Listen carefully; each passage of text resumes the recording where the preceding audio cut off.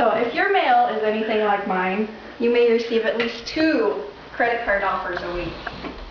Even though credit cards can earn cardholder points, owning a credit card is a bad idea because they cause overspending and turn into a large amount of debt with high interest rates. I'll tell you the good, bad, and ugly reasons as to why you should not even think twice to tear these up. Say goodbye to credit card companies forever. The good, well, without a credit card, there is more room for negotiating on sales purchases. Businesses are charged 1 to 4% on each item consumer buys with a credit card from the credit card companies. To compensate the business increases the item's price. Another reason credit cards are a bad idea and why it's good not to have them is you don't have to worry whether you can pay at least the minimum payment each month and on time. Without a credit card, you are more likely to have less stuff and to not want to keep up with the Joneses.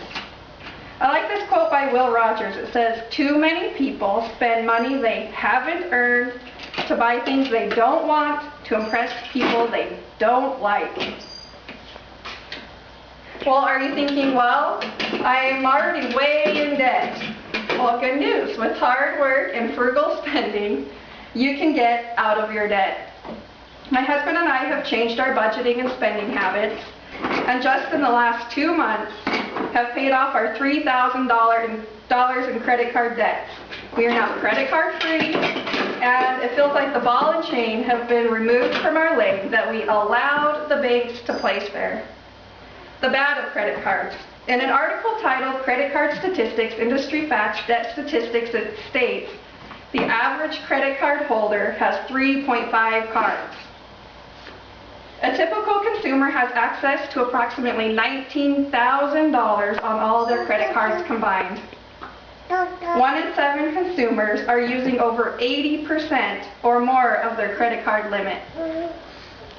The article Consumer Debt Statistics report that the average credit card debt per household is $6,600. Now you're thinking, but the credit card incentives are so worth it. According to the Credit Card Statistics Industry Facts Debt Statistics, it mentions 60% of credit cards have rewards points. Are they worth it? Let's say one of the cards had no interest for 12 months. Same as cash type of deal. I buy a new computer with it to help me with my communications paper. It cost me $2,480. My intentions are to get it paid off in 1 year to avoid interest as long as I pay at least the minimum payment on time each month. 12 months passes and oops, life happened and I fell into the minimum trap. By paying minimum $40 for 12 months, I only got $480 paid down. I'm now left with $2,000 balance with 18% annual percentage rate.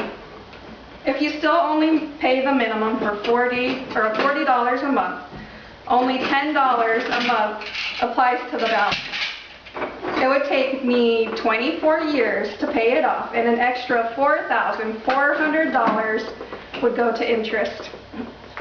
We all know most people spend a lot of money without even thinking about it.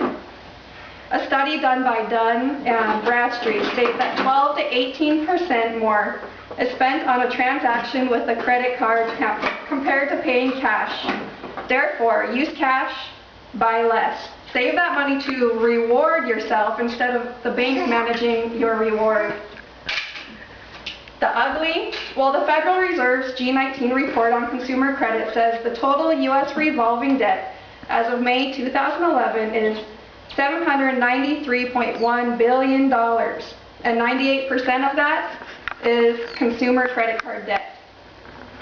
Because of the 2008 big bank bailouts, we already see higher annual fees, late fees, overdraft fees, etc. being tacked onto credit cards.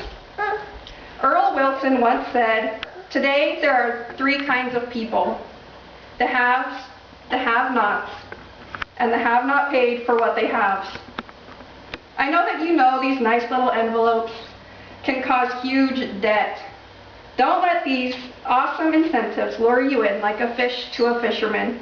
The possible hook is hidden behind the enticing worm, and before we know it, something that is intended to help us becomes our death trap.